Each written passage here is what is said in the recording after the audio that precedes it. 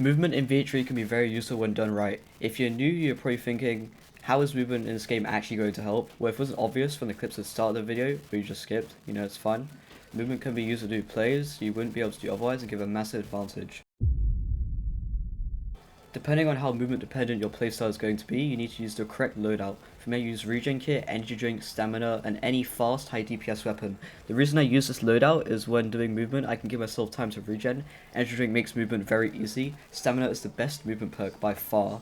And fast high DPS weapons because you need to move a lot to not get grabbed. Also, please just don't slide. Now for the most important movement mechanic. You probably already do it. Simply run past the door, flick your camera back and close it. It's that easy. The more you do it against the vamp, you'll start to understand the timing of it and be able to do it even better. A more difficult mechanic, but one that's worth it. You can use sidestepping in many ways, whether that be jumping over the vamp, sidestepping through doors, or stopping full damage. It's easily the most diverse movement mechanic in the whole game. Now for the hardest movement mechanic, in my opinion. You do this by first jumping through a window and just as you're about to fall, do a leap. If done right, you put off a leap from the jump through the window. It might take some time to get used to, but once you get it, it can be very powerful in game. A short loop in VH3 is a loop that you can do that takes little to no setup and is made to store a small amount of time and or give yourself a better positional advantage. Here's an example of a short loop. Short loops normally just involve doors.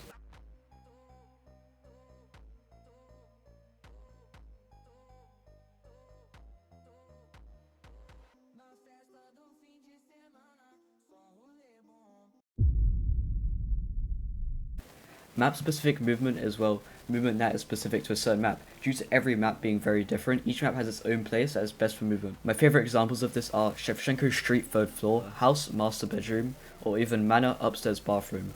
Why these places, you might ask? The Shevchenko 3rd floor allows you to go to many places and get away from the vamp very quickly. It has doors and windows. You see the pattern now?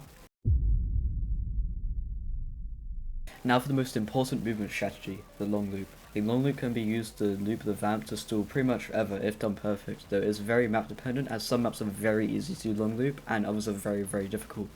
Here are some good examples of long loops.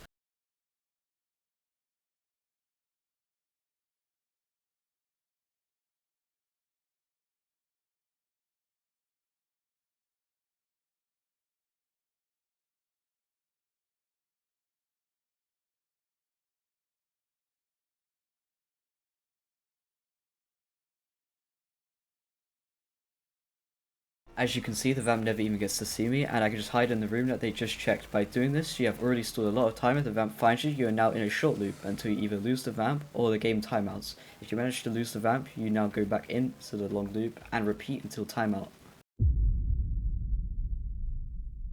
You might be thinking, when do I do short loops or long loops? Preferably you do a short loop if you have the gun as the last player and you want to damage the vamp without getting grabbed. Alternatively, you do a long loop when you're one of the last players and are trying to stall timeout. It's pretty much just hiding with extra steps. It is possible to abuse the Roblox servers to give yourself an advantage by playing in a server that will give 100+ ping. Example of this would be playing in a US server when you're in the UK. Doing this will offset your hitbox, making it inaccurate and harder to grab you. Here's an example of this. Just think of how offset your server would be to your client when doing movement in VH3.